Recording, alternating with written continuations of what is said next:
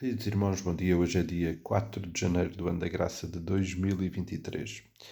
Voltando ao texto de Mateus, capítulo 13, e considerando João Batista,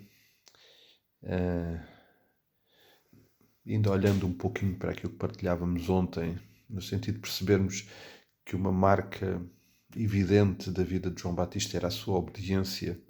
Entretanto, enquanto meditava sobre isto, veio à minha mente que o tipo de obediência que ele revela e daquilo que nós sabemos de João Batista, daquilo que foi registado e foi falado sobre João Batista,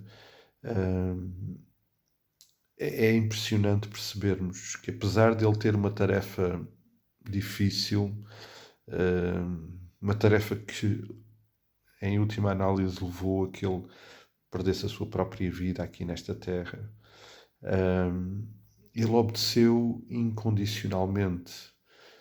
Não temos nenhum sinal de ele questionar porque ele, porque é que ele teria que passar por todas aquelas coisas, viver daquela maneira.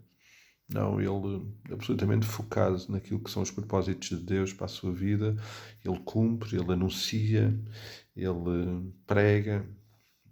E enquanto pensava nesta questão da obediência, veio-se à minha mente o tipo de obediência que João Batista nos revela, uma obediência de facto incondicional, de entrega total, sem questionar.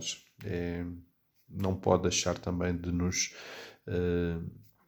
fazer pensar e considerar o nosso coração.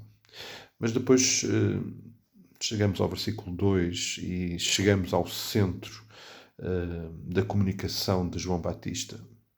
Tudo o que ele foi preparado para fazer, tudo aquilo que Deus preparou para acontecer na sua vida, concretizava-se agora naquele momento, no momento em que ele, vindo até às populações, vinha anunciar esta mensagem. E esta mensagem tem 2 pontos: arrependimento e chegada do reino. Como lembrávamos no domingo, não deixa de ser impressionante que na página seguinte deste Evangelho, Jesus, no versículo 17 do capítulo 4, diga: daí por diante passou Jesus a pregar, a dizer: arrependei-vos, porque está próximo o reino dos céus. Exatamente a mesma mensagem. Um outro proclamador, agora ele na primeira pessoa, da chegada do reino, mas a manter a mesma mensagem. E, entretanto, enquanto tem-me feito pensar este texto e este pormenor, este aspecto da mensagem de João Batista, questionava-me porquê primeiro o arrependimento? Porquê não anunciar primeiro a chegada do reino para depois haver arrependimento? E a verdade é que a chegada do reino precisa de ser preparada no nosso coração com o arrependimento. E por isso também me tenho questionado muito nestes dias de como provavelmente temos nos desviado do foco, da essência desta mensagem. Não há dúvida nenhuma, amados, que o arrependimento precisa estar no centro da mensagem do Evangelho.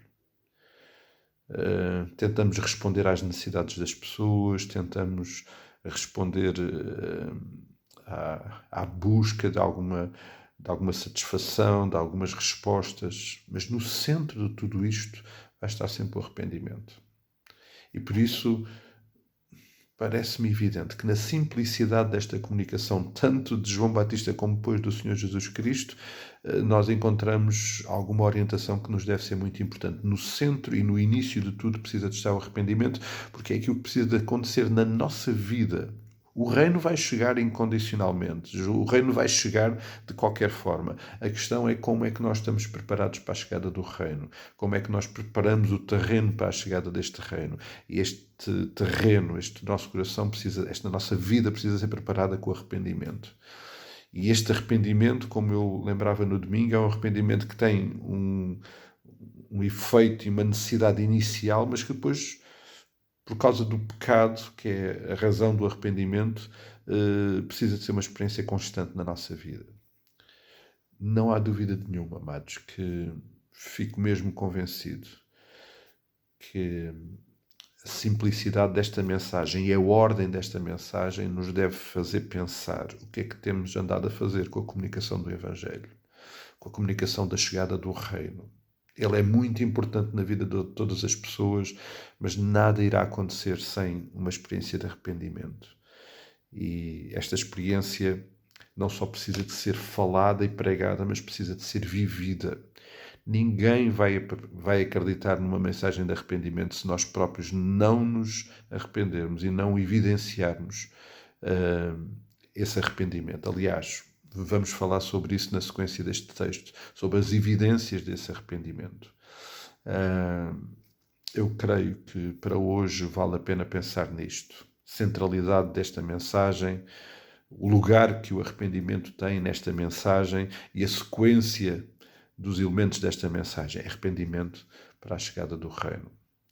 Que o Senhor nos ajude a compreender estas verdades, a interiorizá-las e a vivê-las de tal forma que a possamos pregar. Um dia muito abençoado para todos nós, que a ação do Espírito Santo sobre nós possa nos ajudar a compreender tudo isto e possa falar aos nossos corações. Um grande abraço, até logo, até amanhã, até quando assim o Senhor o permitir.